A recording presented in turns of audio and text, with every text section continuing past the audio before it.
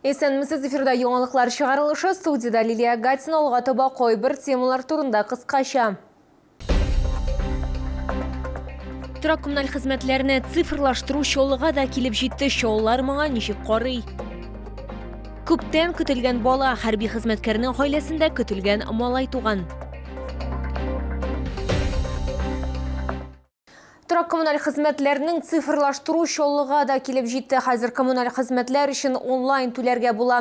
Яңалык агымдагы елның 1 июленнән гамәлгә керәчәк. Алабуга һәм Азнакайда да шундый үзгәрешләр булачак. Түләүләрне ничек һәм кайда башкарып булам, бу хакта хезмәттәшем сөйләячәк. 1 июльдән Татэнергосбыт торак коммуналь хезмәтләр өчен түләүләрне касса аша кабул итүне туктата, чөнки дистанцион каналлар киң кулланыла. Чолалар үзләре өчен иң уңайлы вариантны сойлый алачак. Түләүне 19 банкта төрле ысуллар белән терминаллар, онлайн банклар, кассалар аша түләү агентлыгында, шул исәптән Россия почтасында, дәүләт хезмәтләре порталында, Татэнергосбыт ачык җәмгыять сайтында һәм шәхси кабинетта, шулай ук мобиль версиясын кулланып башкарырга мөмкин. Во всех наших отделениях есть информационные листовки, где указаны ближайшие терминалы, а также отделения банков, где можно будет челнинцам оплатить за жилищно-коммунальные услуги без комиссии. Также наши сотрудники помогут и научат пользоваться личным кабинетом Татэнергосбыта, либо оплачивать за ЖКУ через терминалы. Челны является передовым городом, где всегда внедрялись пилотные проекты по разным прогрессивным направлениям. Поэтому я надеюсь, что челнинцы с пониманием отнесутся к предстоящим изменениям.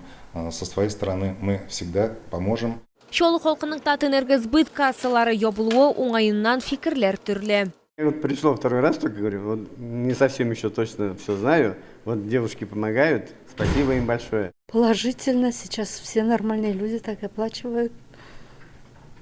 Очень удобно. Зашел, заплатил, я только онлайн оплачиваю все услуги. Нет, я очень против пенсионеров, все против. Кассу надо оставить. У человека должен быть выбор или по кассе, или по терминалу. Но пенсионер точно неудобно. У меня мама не знает, я за нее плачу. Шолда яшәүчеләрнең ресурслар белән тәэмин итүче оешмалар һәм исәп-хисап үзәге белән аралашу өчен уңайлы ысулны өйрәнергә һәм сойларга вакыт бар әле. Лилия Гатина, Эльмира Гайнетдинова, Кирилл Хабзей, яңалыклар. Әгәр сезне берәр проблема борчыса яки шатлыклы хәбәр җиткерәсегез килсә, безнең WhatsApp хезмәтенә мөрәҗәгать итегез. Фотосурәтләрегезне һәм видеоларыгызны 8939 311 31 31 телефоны буенча көтеп калабыз.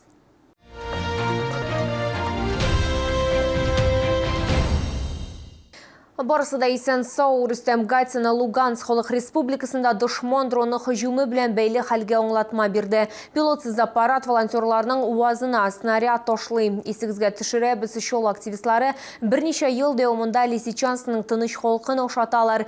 Эш дәвам итәрме? Бу турда безнең алдагы материалда. Дошманның пилотсыз очкычы чолы волонтерлары булган машинага һөҗүм итә. УАЗ машинасының түбәсендә шартлаган минадан зур тишек калган. Пыялалар ватылган, ризык салынган, банкалар тишелгән. Активистлар бу вакытта Новодружескка һәм Приволе тыныч халкына кайнар ризык алып барганнар. Вот это дрон прилетел сегодня. Скинул.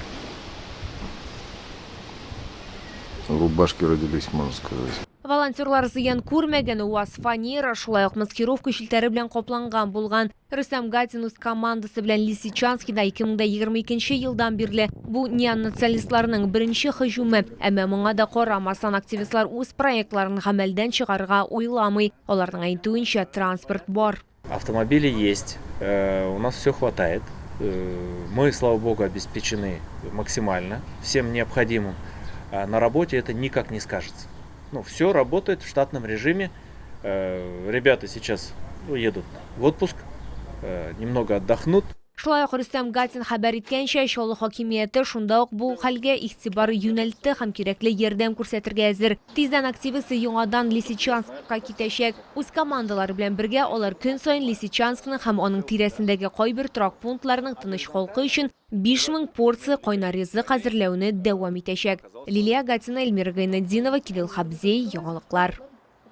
Күптән көтелгәне бала бу хакта махсус хәрби хезмәткәр сөйли. Ватанны саклаучы гаиләсендә малай дөньяга килә. Аңа Сергей исеме кушканнар. Сугышчы үз хатынын һәм сабыен бала табу йортыннан чыгару тантанасына килә алган. Яшәтияне өчен безнең төшерү төркеме дә сөенде. Әти кеше бик шат, чөнки ул ниһаять улын кулына алып беренче тапкыр аны күрә. Сергей хәрби хезмәткәр гаиләсендә 4-нче бала. Это долгожданный сын. В семье уже 3 девочек. И вот сын долгожданный появился наконец-то. На связи всегда был. И когда схватки были, сидел, ждал новостей. Схватки буквально 16 часов почти длились. Поэтому родились мы где-то 11:30, 20 числа.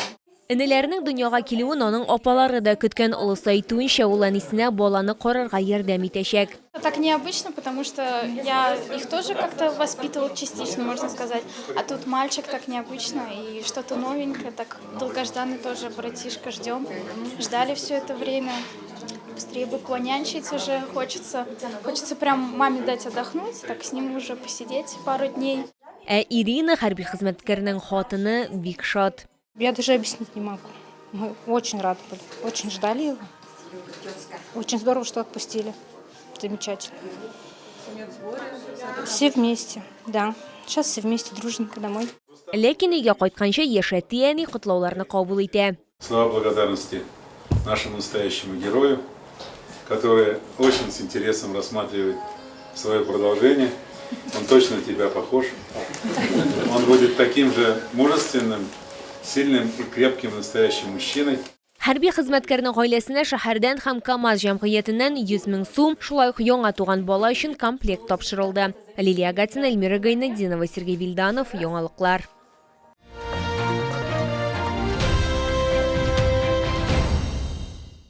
Җәй тәмле, якты һәм матур булсын өчен шимбәгә кадәр Чаллыда җәйге ярминкә эшләячәк. Бөтен Россиядән меңләгән оригиналь товарлар бер урында павильон 32 комплекс янәшәсендәге Мегастрой гипермаркеты янында урнашкан. Менюны төрлеләндерү һәм сынап карау мондый мөмкинлекне җәйге ярминкә бирә. Кавказ өй сырлары, Себер җиләгеннән киселләр һәм морслар, балачактагы кебек хәлвә, турыдан-тур Камчаткадан балык, Удмуртиядан фермер майлары, сатучылар фин курткалары һәм ветровкалар, авторлык баш киемнәре, уңайлы аяк киеме, ир-атларга күлмәкләр һәм футболкалар алып килгәннәр. Яшьлекне узайтырга һәм матурлыкны ассызыкларга Һиндстан, Иран, Чиләбе, Себердән косметика һәм сәламәтләндерү продукциясе ярдәм итәчәк. Йортта сыйфатлы Беларусь текстиле ярдәмендә уңайлылык булдырырга мөмкин. Җәйге ярминкәгә матур кәеф һәм яхшы әйберләр өчен килегез.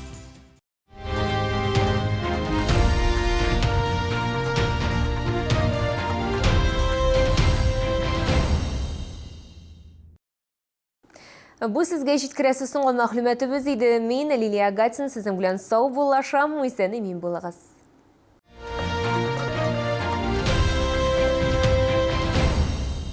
Приглашаем на прием к врачу-офтальмологу из Чебоксарской клиники по всем заболеваниям глаз. Запись по телефону 32 27 22. Центр занятости населения приглашает на Всероссийскую ярмарку трудоустройства 28 июня с 10 до 14 часов по адресу Набережные Челны, проспект Сюембике, дом 47.